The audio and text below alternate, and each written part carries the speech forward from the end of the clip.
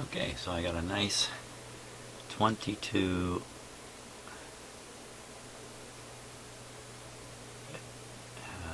22 microfarads at 250 volts. So this is a good guy to go in here. Now there's no way it's going to stretch from here to here. Doesn't need to though, because there's a good ground opportunity right here. So we'll go right from here to here, right in there, just like that. And go. What do you know? Jed's a millionaire. Okay. 1, 2, 3, 4. Pick the right terminal. It's always good to put these on the right terminal. Trust me, I know that from experience.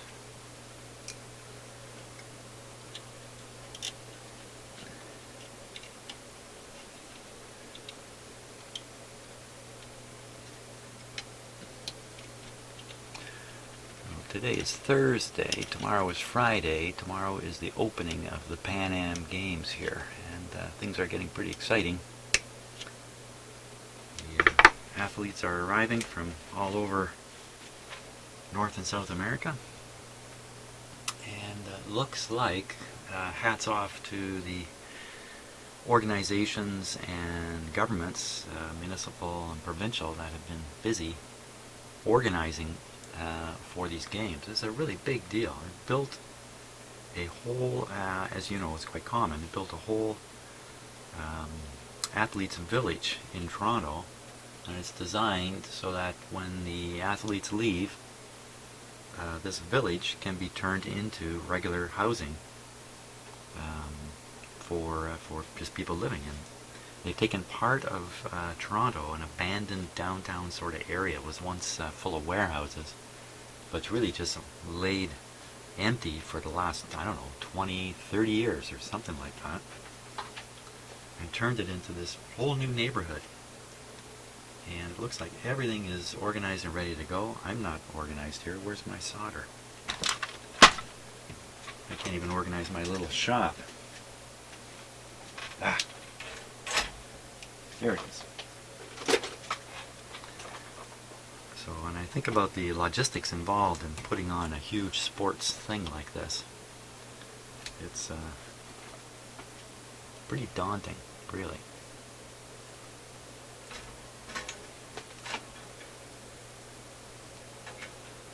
I think of all the things that go on in the world, these large sports competitions, the World Cup, all these world scale sports events are so important. It's so important to get people playing together, countries playing together, to overcome what are sometimes fairly silly political differences. Like it really matters.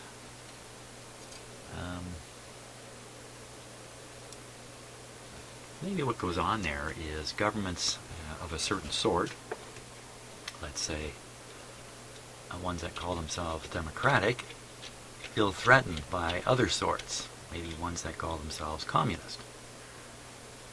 And the governments are threatened, the people themselves aren't. It's the government that's threatened. And so, but the government's in control, so the next thing you know, we're all supposed to join in the fear of others. Fear of others.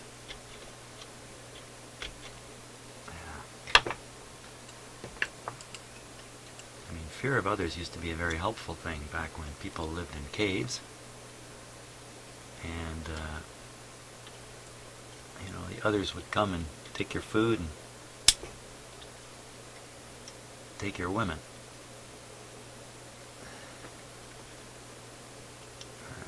Sorry I have to put it that way, but I think that's how the world worked back then. I think it was all men, men, men, simply because they're physically stronger. So fear of the other was, you know, made sense, and it's still in us. Be triggered by something as simple as how somebody else looks, the language they speak, the clothes they wear. Just the simplest thing will trigger this fear of the other. Human beings have a really hard time controlling it because it's really in us for what were good reasons a long time ago.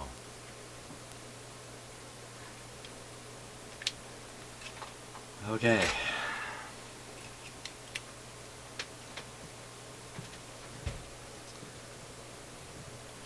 So double check. I definitely have the negative tied to the ground. Positive there. No shorts. Good. Let's give the radio a go. See what happens now. Now that's a substantial change in the radio, so I'll be a little more cautious with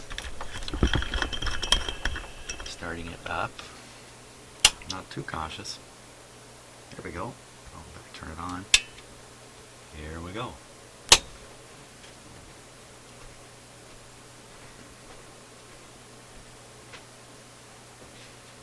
That's good.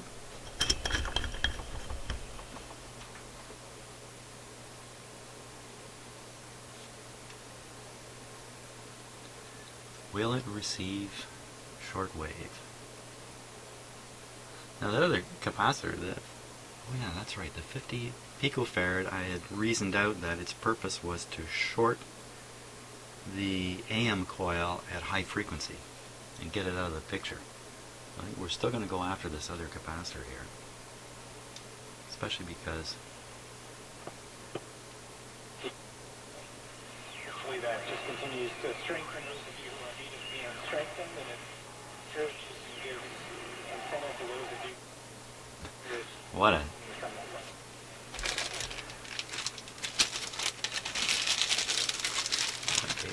very, very sensitive tuning now.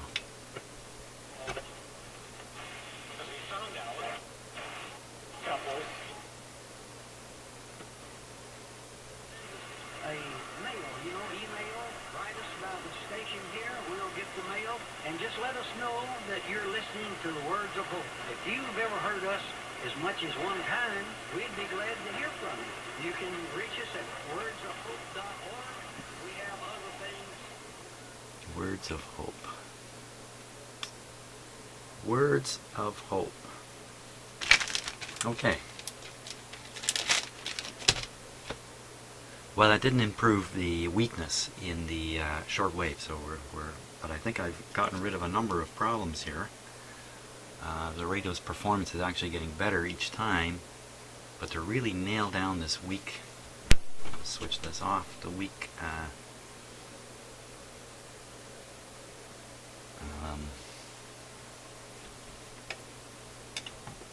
short wave.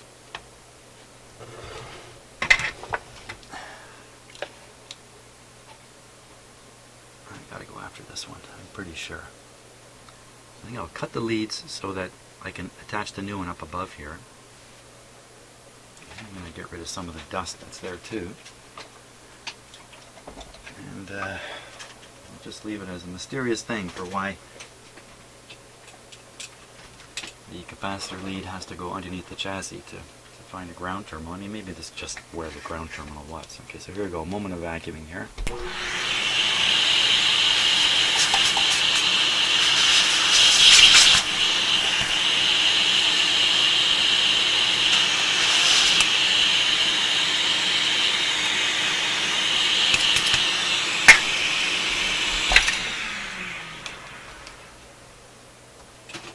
Something interesting that happened there while I was doing that. This little wire clamp has presented itself. When the screw is up, the clamp is loose, there's nothing under it. How much you want to bet it's supposed to be clamping this wire here? So I think I'll do that. That would, of course, relieve it from tugging on here. And look, this is loose. Why do you think it's loose? From this wire being tugged on, probably.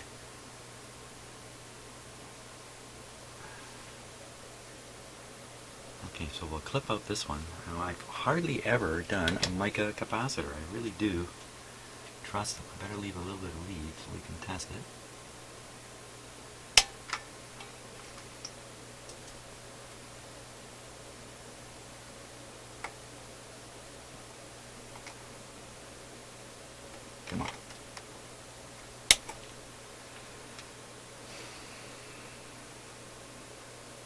looks perfectly fine.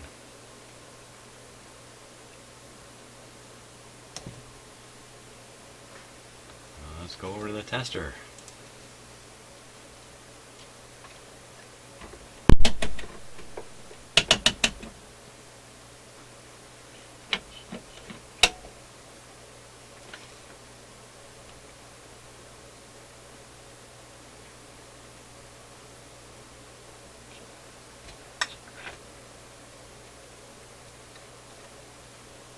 Okay, so we're on 25 volts.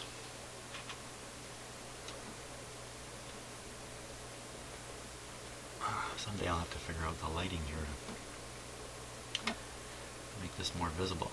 So, 25 volts.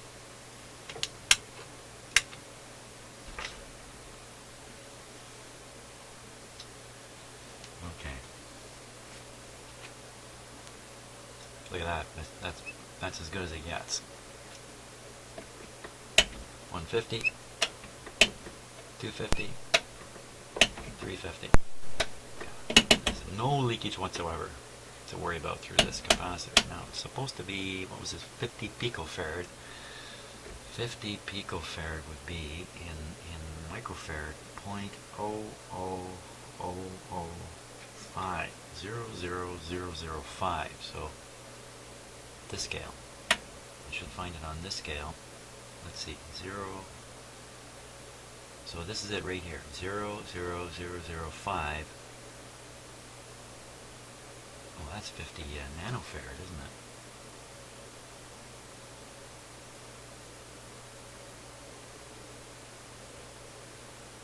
Yeah. Okay. I don't think I can read it on this meter. Oop, take that back.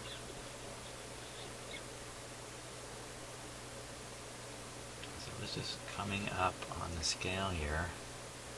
0.0001, 0.00, so 0.00003. 0.00003. 30 nanofarads. Ain't no 50 picofarads. It's much larger. That's not really the result I was hoping to see at all. No leakage, and it reads a totally different capacitance. Let's try the other meter, capacitor meter.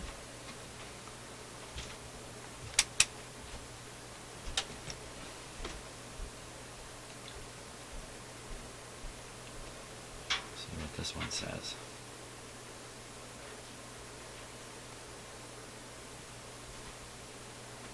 So this is 2 nanofarads. So this is reading 44 picofarads. That's pretty close to 50. So there's nothing wrong with this capacitor. Unfortunately, I don't think this is going to be the I don't think this was the bad guy, and it just goes to reinforce these mica capacitors are generally very, very reliable.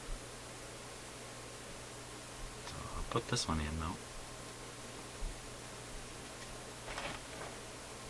I have to start thinking hard about why shortwave band is weak, because I'm not finding it so far. Could be the tube. Could easily be the tube. The A tube. Could be more than one. The one I would become suspicious of is any tube that has to work at a very high frequency, and that's really the 6SA7. Beyond the 6SA7, the incoming signals have been converted down to the IF frequency, 455 kilohertz, and it doesn't matter AM or, I'm sorry, broadcast band or shortwave.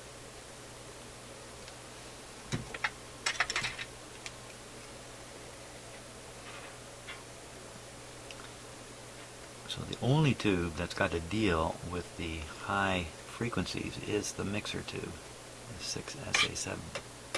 That guy right there.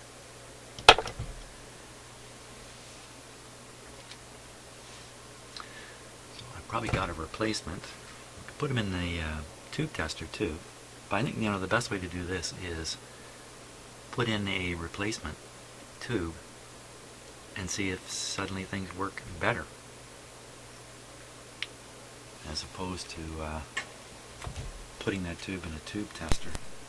Tube testers, I don't think, are very good at identifying high frequency problems with tubes.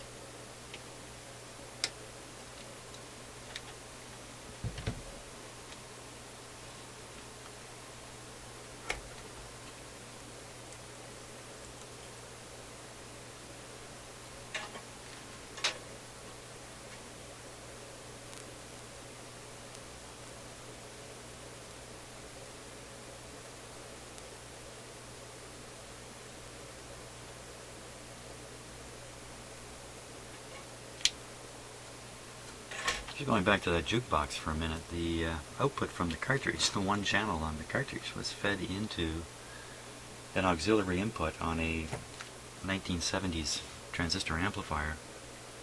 And the result of doing that is the equalization is way off. The records are made with a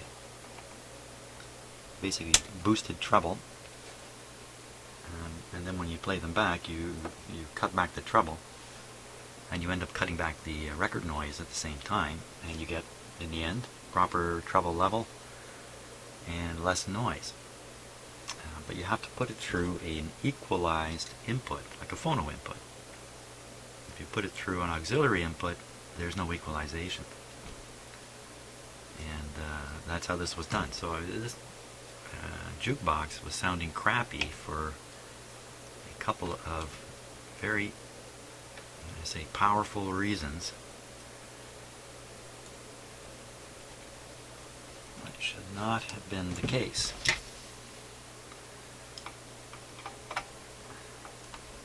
So, you know, as an owner and someone who's not familiar with any of these issues at all, you might turn, this is what happened actually, the owner would play the jukebox and the lousy sound was what he thought they should sound like. They should sound lousy. No. Jukeboxes were the high fidelity stereos of the day. And people actually came out of their homes to go down to the local diner to hear music because it sounded so much better on the jukebox than it did in their own homes. The jukeboxes were made to sound excellent,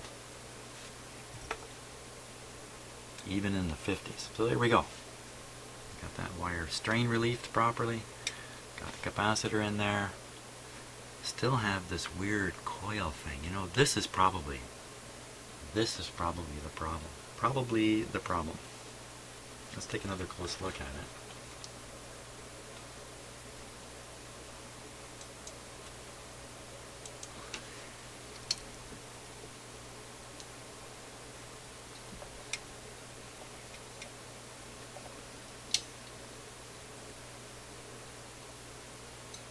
Really think about what's going on with this coil. I'm going to bet 25 cents that this is the problem.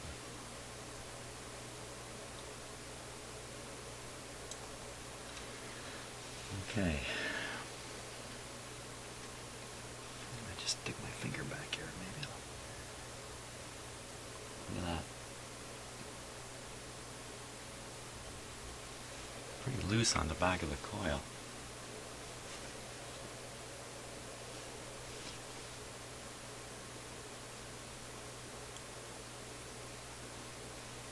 Now there's no compensation for these coils. These coils are wound exactly the way they need to be to make the radio work. There's no trimmer on these coils.